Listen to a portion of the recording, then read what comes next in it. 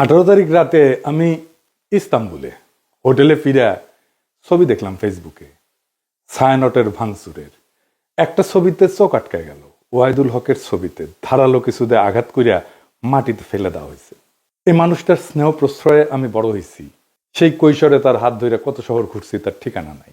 আমার বাবার বন্ধু সঙ্গীত গুরু ওয়াহিদুল হক, আপনারা বুঝতে পারতেছেন আমি ঢাকায় থাকলে ওই ছবিটা অন্তত বুক দিয়ে আগলাইতাম।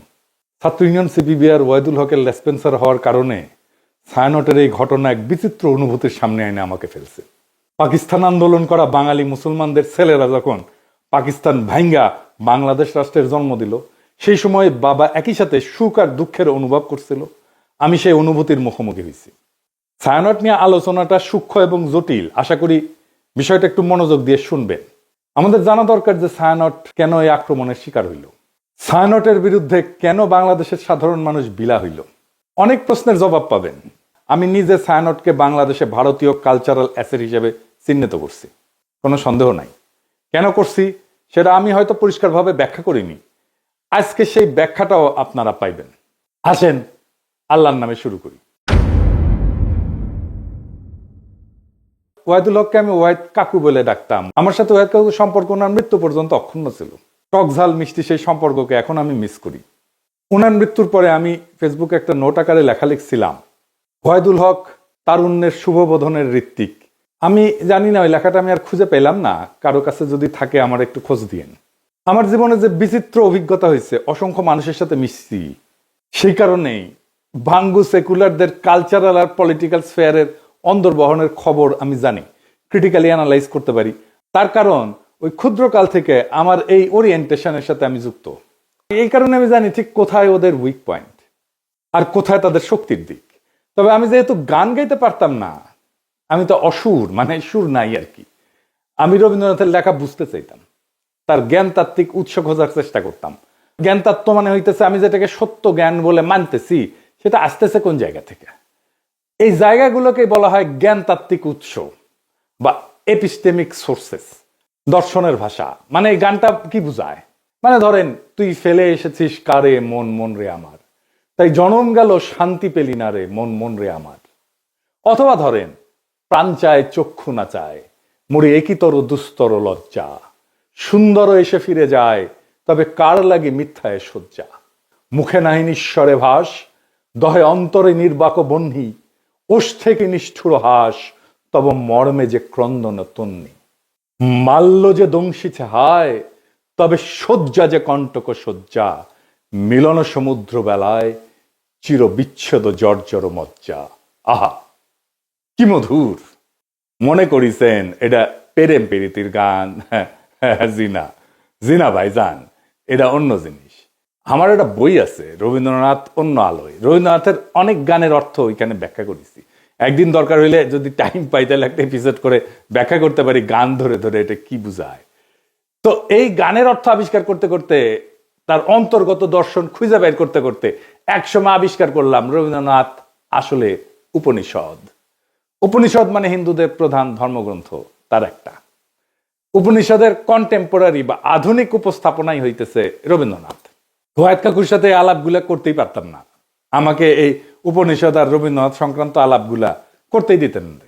একদিন আমি বললাম যে কাকু, ওই যে যদি ঝড়েরও মেঘেরও মতো আমি ধাই চঞ্চল অন্তর, তবে দয়া করো হে ঈশ্বর। এই গানটা তো ঋগ্বেদে, যদে আমি প্রস্ফুরণ নিব ধৃতির নাম আদো আদ্রিবহ, এটার অনুবাদ। ওয়াহিদ কাকু ভীষণ রেগে উঠে বললেন, তুই আর একটা ঋগ্বেদের শ্লোক অনুবাদ করে গান লিখে আন, দেখি কেমনে পারিস। তো বেদ আর উপনিষদের সাথে রবীন্দ্রনাথের লেখার অদ্ভুত সাজুজ্যের কথা বললেই ওয়াহিদ কাকু এইভাবে চেতে যেতেন। আমি বলতাম, বুড়া চেতে কেন? পরে বলছি, ক্ষুদ্রকালে আমি রবীন্দ্রনাথের রাজনীতির গুরু উদ্দেশ্য খুব পরিষ্কারভাবে ধরে ফেলছিলাম। উপনিষদ ঋগ্বেদ পড়তে বাধা নেই, অবশ্যই বাধা নেই। নিশ্চয়ই জ্ঞান অর্জনের জন্য ধর্মগ্রন্থ পড়া উচিত, আলোচনা করা উচিত। আমি সবাইকে উৎসাহ দিই পড়তে সব ধর্মগ্রন্থই। কিন্তু সেটাকে রবীন্দ্রনাথের মুড়ায় পরিবেশনের উদ্দেশ্যটা কি? এইখানে আপনি ছায়ানট প্রতিষ্ঠার উদ্দেশ্য বুঝতে পারবেন। কি সেটা? উদ্দেশ্য হইতেছে এই যে ইন্ডিয়া চায় বাংলাদেশের মুসলমান ধর্মে মুসলমান থাকুক নামে, কিন্তু সে তার ইনার সেলফে, ভিতরে অন্তর্গতভাবে সে ধারণ করবে হিন্দু ওয়ার্ল্ড ভিউ। হিন্দু বিশ্ব দৃষ্টি। আপনি দেখেন যারা রবীন্দ্র অনুরাগী তাদের মধ্যে আপনি মুসলমানদের সহজাত সাহস, শক্তিময়তা, অ্যাডভেঞ্চার প্রিয়তা, দুর্দমনীয় একরকম মনোভাব খুঁজেই পাবেন না। তারা রাষ্ট্রের সার্বভৌমত্ব লুট হয়ে যাইতেছে সেখানে সিল করে বেড়ায়, ফুল লতা পাতা নিয়ে বসে আছে, মনে মনে ভাবে বাংলাদেশ ভারতের একটা প্রদেশ হয়ে গেলে তো ভালোই। একজন গভীরভাবে প্র্যাকটিসিং মুসলমান একই সাথে গভীরভাবে রবীন্দ্র অনুরাগী আপনি খুঁজে পাবেন কিনা আমার খুব সন্দেহ আছে। খুব রেয়ার হয়তো খুঁজে পেতে পারেন, খুবই রেয়ার। রবীন্দ্রনাথকে বাংলাদেশের এলিটরা গ্রহণ করছে, সাধারণ মানুষ কখনোই গ্রহণ করেনি এই কারণেই। এই জন্যই এলিটরা ভারতমুখী, এই জন্যই এলিটরা ফ্যাসিবাদের খুঁটি। আমাদের ডিজাস্টার হয়েছে আমার সোনার বাংলাকে জাতীয় সঙ্গীত করার সময়। রবীন্দ্রনাথকে পলিটিক্যাল আর সোভারেন প্রোটেকশন দেওয়া হয়েছে এবং তাকে পবিত্রতা দেওয়া হয়েছে এই জাতীয় সঙ্গীত করার কারণে। দ্বিতীয় কারণ হইতেছে আমাদের রাজনৈতিক জনগোষ্ঠী হিসেবে এটা ক্রিস্টালাইজ হওয়াটাকে বাধা দেয় রবীন্দ্রনাথ। কিভাবে? রবীন্দ্রনাথ বাংলাদেশের যেটা ডমিনেন্ট মুসলিম কালচার, এটাকে পলিটিক্যাল ক্রিস্টালাইজেশনের পথে বাধা হইয়া দাঁড়ায়। আমি একটা উদাহরণ দিই, খুব বাস্তব উদাহরণ। সারা দুনিয়ায় আপনি ইন্ডিয়ানরা দেখছেন না, যারা বাইরে থাকেন তারা দেখছেন ইন্ডিয়ানদেরকে। তাদের নানা পার্টি আছে, নানা দল আছে, কংগ্রেস আছে, সিপিএম আছে, বিজেপি আছে, এটা সেটা আছে, মেলা দল আছে, কিন্তু রাজনৈতিক মত পার্থক্য আছে। কিন্তু তা সত্ত্বেও ভারতের প্রশ্নে একাট্টা, রাষ্ট্র প্রশ্নে প্রবল হিন্দুত্ববাদ চলতেছে ভারতের। তারপরেও দেখেন মোদী ভারতীয় কমিউনিস্টদের সাথে ব্যক্তিগত সময় কাটায়, হাসি ঠাট্টা করে। আমরা পারি না কেন? আমরা কেন বিভক্ত? আমরা কেন রাজনৈতিক মত পার্থক্য সত্ত্বেও রাষ্ট্র স্বার্থে এক হইতে পারি না? আমাদের রাষ্ট্র প্রশ্নে একাট্টা হইতে রবীন্দ্রনাথ বাধা দেয়। রবীন্দ্রনাথ যে ওয়ার্ল্ড ভিউ, সেখানে মুসলমান থাকতে পারে না, থাকা সম্ভব না, রবীন্দ্রনাথের লেখালেখির মধ্যে নাই। তাই রবীন্দ্রনাথ প্রভাবিত আমাদের কল্পিত রাজনৈতিক জনগোষ্ঠীর মধ্যে দাড়ি টুপি পরা সাধারণ মুসলমান জায়গা করে নিতে পারে না। অবচেতনে আমাদের এলিটদের রবীন্দ্রনাথ ভাবতে শেখায় ওরা আমাদের মতো না, ওরা আদার। রবীন্দ্রনাথ ভারতে হিন্দু ধর্মকে ভালোবাসতে শেখায়, রবীন্দ্রনাথ বাংলাদেশে মুসলমানদের আদার করে ঘৃণা করতে শেখায়। আপনি একই সাথে উপনিষদ আর কোরআনের গ্লোবাল ভিউকে এক করতে পারবেন না। আপনি কোএক্সিস্ট করতে পারবেন, সহাবস্থান করাইতে পারবেন, কিন্তু এক করতে পারবেন না, এটা অসম্ভব। কিন্তু ইন্ডিয়ানরা চায় এক করে দিতে, এই প্রগতিশীলরা চায় এক করে দিতে, এই ছায়ানট চায় এক করে দিতে। বাংলাদেশে যে রবীন্দ্রনাথ প্রজেক্ট, এটা সঙ্গোপনে হিন্দু ধর্মের ওয়ার্ল্ড ভিউ ঢুকায় দেওয়ার প্রজেক্ট। বাংলাদেশের মুসলমানদের মধ্যে হিন্দু ওয়ার্ল্ড ভিউ আর হিন্দুদের মধ্যে মুসলমান ওয়ার্ল্ড ভিউ ঢুকাই দিলে সমস্যার সমাধান হবে না তো। হিন্দুকে আধা মুসলমান আর মুসলমানদেরকে আধা হিন্দু বানাইলে সমস্যা মিটবে না, সমস্যা বাড়বে। হিন্দুকে হিন্দুই রাখতে হবে, মুসলমানকে মুসলমানই রাখতে হবে। দুই ধর্ম কোএক্সিস্ট করবে, একসাথে থাকবে। দুই ধর্মের ওয়ার্ল্ড ভিউ বা বিশ্ব দেখার দৃষ্টিভঙ্গি কিভাবে আলাদা আর একটু গভীরে যায় বুঝি, সবার একটু মনে থাকবে। তাইলে একেবারে উদাহরণ দিয়া খেয়াল রাখবেন, আমি ভালো বা খারাপ বলতেছি না, কিন্তু বলতেছি আলাদা, দুইটা আলাদা। ধরেন প্রশ্নটা হইতেছে যে দুনিয়াটা কি আসলে? দুনিয়াটাকে এক না বহু?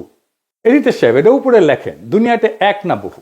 এখন হিন্দু বিশ্ব দৃষ্টিভঙ্গি এটাতে বলে দুনিয়াটা বহু স্তরের, অনেকগুলো স্তর, এটা চক্রাকারে চলমান, সৃষ্টি স্থিতি প্রলয় বারবার ঘটে।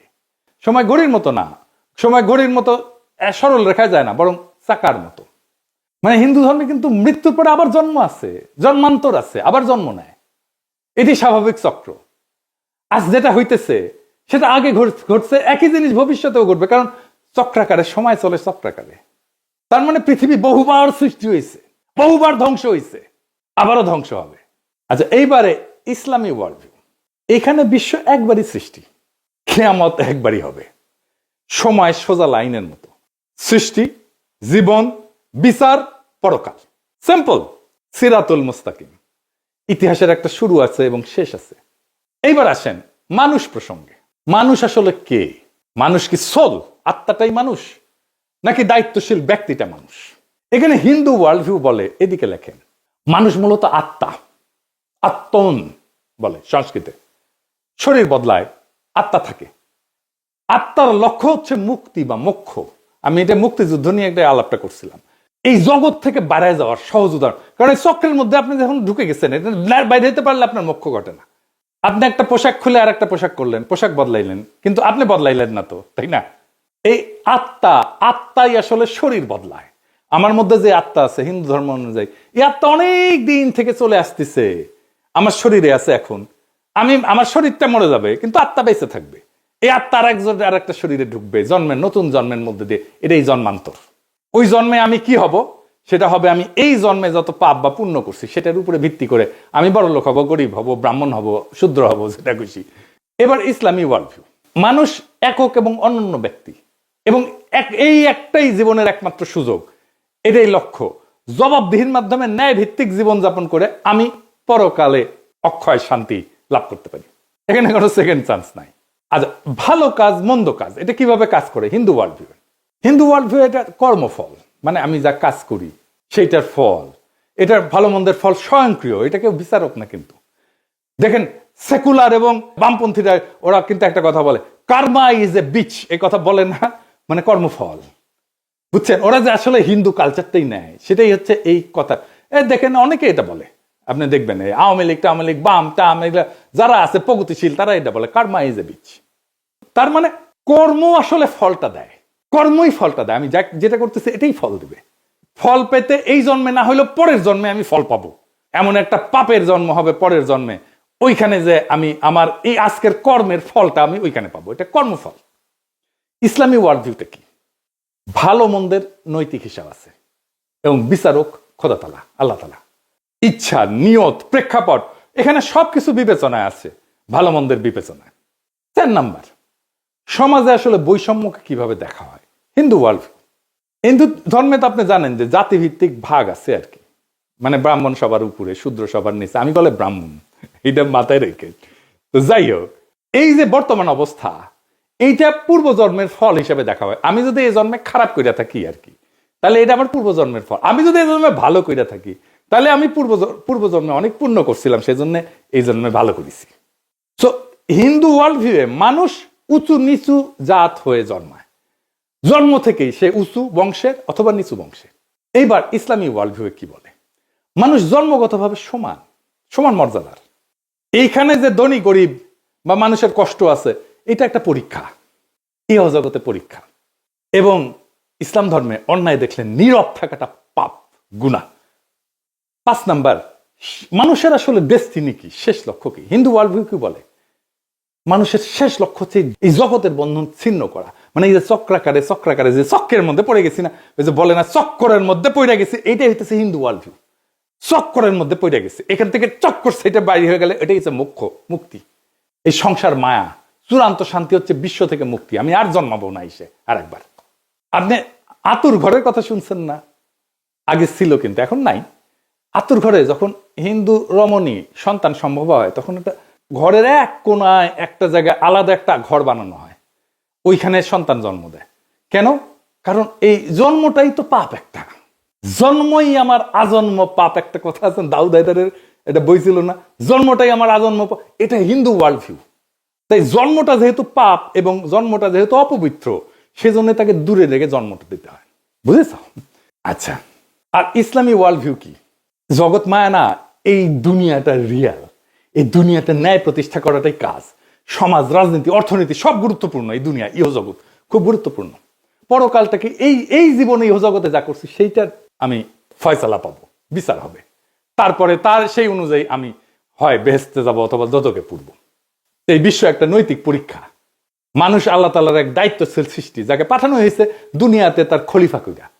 এটা একটা স্পিরিচুয়াল জার্নি, এটা কমপ্লিট করার জন্য। কমপ্লিট হয় হাসরের ময়দানে বিচারের সামনে যায়। কারণ প্রশ্ন হইতে পারে, তাহলে কি হিন্দু মুসলমান একসাথে একটা রাষ্ট্র বা সমাজে থাকতে পারবে না? হিন্দু মুসলমান দুই ধর্মের মানুষ কিভাবে তাদের স্বাতন্ত্র্য বজায় রেখে একসাথে শান্তিতে থাকতে পারবে? সেটার রাজনৈতিক সমাধান বের করতে হয় তো রাষ্ট্রকে। এর চাইতে বড় কাজ তো ভারতীয় উপমহাদেশে আর নাই। কিন্তু আগে সিদ্ধান্ত নিতে হবে আমরা শান্তিতে থাকতে চাই। সিদ্ধান্ত নিলে পথ বের হবে, পথ আছে। চালাকি কোনো সমাধান না, সমাধান চালাকি করে বের করা যাবে না। হিন্দুকে আধা মুসলমান বা মুসলমানকে আধা হিন্দু বানায় না, এটা হবে না। এইটা করতে থাকলে একটা অনিবার্য রক্তাক্ত সংঘাতের দিকে আমরা যেতে থাকবো, সমস্যার সমাধান করবে না, আর কঠিন জটিল সংকটের দিকে জাতিকে নিয়ে যাবে। শুধু জাতিকে না, ভারতীয় উপমহাদেশকে নিয়ে যাবে। কিভাবে সম্ভব? একটা ছোট্ট উদাহরণ দিয়ে বলি। দেখেন, আমরা যে ধর্মই পালন করি না কেন, রাস্তায় ট্রাফিকের লাল লাইট দেখলে তো সব ধর্মের মানুষ দাঁড়াই, তাই না? বিবাদ হইলে তো একই আদালতে যায় সব ধর্মের মানুষ ফয়সালার জন্য, তাই না? আমরা তো ভোট দিতে হইলে, নেতা নির্বাচন করতে হলে একই ভোট সেন্টারে যাই ভোট দিতে সব ধর্মের মানুষ, তাই না? এটাই নাগরিক হিসেবে একসাথে থাকা। নাগরিকত্বই আমাদেরকে একসাথে বাঁধবে। স্পিরিচুয়াল জার্নি না, আমার ওয়ার্ল্ড ভিউ না, আমার নাগরিকত্ব। আমি যেই যেই জায়গায় আমরা নাগরিক হিসেবে আমি শেয়ার করি সেই জায়গাটা আমাকে বাঁধবে।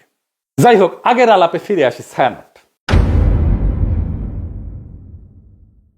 ছায়ানট নিয়ে বাংলাদেশের মানুষ চূড়ান্ত বিলা হয় 2018 সালে। হ্যাঁ, 2018 সালে যখন বাংলাদেশের মানুষের চোখে স্পষ্ট হয় মোদির সাথে ছায়ানটের সম্পর্ক। কেন ছায়ানটে হামলা হইলে মোদির বিজেপি বাঙালিদের জায়গায় উঠতে বলে? এটার উত্তর কি দেখছেন? ছায়ানটে হামলা, বাঙালিদের জেগে উঠতে বলল মোদির বিজেপি। কেন? কারণটা হইতেছে 2018 সালে ভারত সরকারের পুরস্কার পায় ছায়ানট। স্বয়ং মোদি অভিনন্দন জানায়। শুধু অভিনন্দন না, ছায়ানটের এই ভারত রাষ্ট্রের পুরস্কার, যার জুরি বোর্ডের চিফ ছিল স্বয়ং মোদি, সেই পুরস্কার না আসলে একটা গুরুতর নৈতিক এবং রাজনৈতিক ভুল। এটা কোনো ভারত বিরোধী আবেগ না, এটা রাষ্ট্রীয় সহিংসতা, জনগণের স্মৃতি এবং সাংস্কৃতিক প্রতিষ্ঠানের নৈতিক সীমা, এই তিনটার সংঘাত। কিভাবে? রাষ্ট্রীয় পুরস্কার কিন্তু কখনো নিরপেক্ষ না। রাষ্ট্রীয় পুরস্কার মানে এই প্রতিষ্ঠান আমাদের রাষ্ট্রের নৈতিক এবং সাংস্কৃতিক বয়ানের অংশ। এটা কোনো ব্যক্তিগত শিল্পীর সম্মান না, এটা রাষ্ট্রীয় বৈধতার অংশীদারিত্ব। পৃথিবীর বহু মানুষের কাছে মোদি গুজরাটের কসাই নামে পরিচিত। এটা রাজনৈতিক গালি না, এটা একটা নৈতিক অভিযোগের একটা প্রতীকী নাম। বাংলাদেশে মোদি অসম্ভব ঘৃণার পাত্র। বাংলাদেশে মোদি বিরোধিতা কোনো বিমূর্ত বিষয় না, বাস্তব ঘটনা। 2021 সালে মোদি বাংলাদেশে সফরের বিরুদ্ধে ব্যাপক গণপ্রতিরোধ হয়, পুলিশের গুলিতে সংঘর্ষে বহু মানুষ মারা যায়, শহীদ হয়। সাধারণ মানুষ এটা প্রতিরোধ করছে। কেউ এটা অস্বীকার করলে সে ইতিহাস অস্বীকার করতেছে। এখন প্রশ্ন হইতেছে, যে ব্যক্তির আগমনের বিরুদ্ধে বাংলাদেশের মানুষ জীবন দেয়, তার নেতৃত্বাধীন জুরি বোর্ডের মনোনয়নের পুরস্কার নেয় একটা রাষ্ট্রের কাছ থেকে, ছায়ানট এটা কিভাবে সংস্কৃতি বলে চালায়? আর সেই রাষ্ট্রের কাছ থেকে, যেই রাষ্ট্রের বর্তমান সরকার মুসলিম নিধন, নাগরিক বঞ্চনাকে স্বাভাবিক করে তুলছে, কাশ্মীর থেকে দিল্লি সব জায়গায় এটা প্রমাণ আছে। এই দুই অবস্থান। এখন ছায়ানট তো বলতে পারেন আমরা রাজনীতি করি না, এ দাবি আর টেকে না। এই যুক্তিটা সবচেয়ে বড় ভণ্ডামি। কারণ রাষ্ট্রীয় পুরস্কার গ্রহণ করে একটা রাজনৈতিক কাজ। রাজনৈতিক ক্ষমতার কাছ থেকে সম্মান নিলে আপনি রাজনীতির ভেতরে ঢুকে পড়েন। রাজনীতি করি না বলার তখন সুযোগ থাকে না। রাজনীতি করি না বলার সুযোগ একদম শেষ হয়ে যায়। রাজনীতি না করলে ওই পুরস্কারটা প্রত্যাখ্যান করতে হয়, গ্রহণ করলে রাজনীতির দায় নিতে হয়। তো মোদি কেন ছায়ানটকে বন্ধু মনে করে বুঝতে পারতেছেন তো? এটা তো কোনো কাকতাল না। এই প্রশ্নটা সবচেয়ে ভয়ঙ্কর। মোদি ছায়ানটকে বন্ধু মনে করে কারণ ছায়ানট ভারতীয় সাংস্কৃতিক হেজিমনিকে বাংলাদেশে ফেরি করে। তারা সফট হিন্দুত্ববাদকে রবীন্দ্রনাথের মোড়কে উপস্থাপন করে বাংলাদেশে ফেরি করে।